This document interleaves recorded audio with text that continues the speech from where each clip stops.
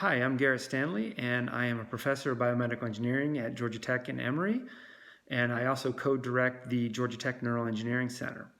My laboratory, which is located on the Georgia Tech campus, is recruiting PhD students this year, and I wanted to tell you a little bit about the work of our lab.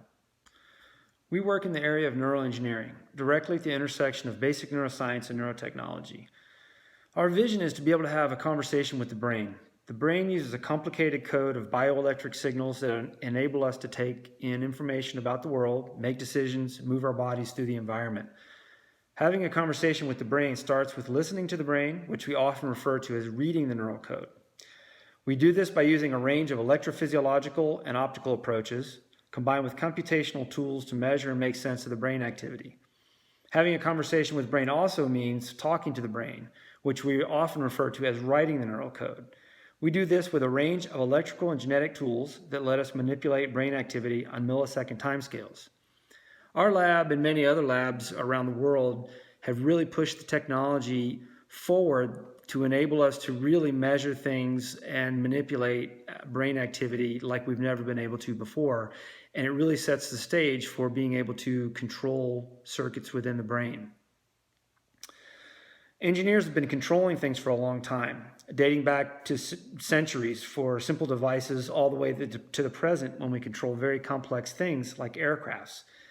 These ideas have not really made their way into the brain. We believe that we're in a good position to control neural circuits that underlie most of what we do in normal behavior, things like perception, decision-making, spatial navigation, etc., but also circuits that underlie most diseases and disorders of the nervous system, in diseases that range from epilepsy to Parkinson's disease, traumatic brain injury, and many more. My lab is looking to recruit PhD students in potentially two distinctly different areas.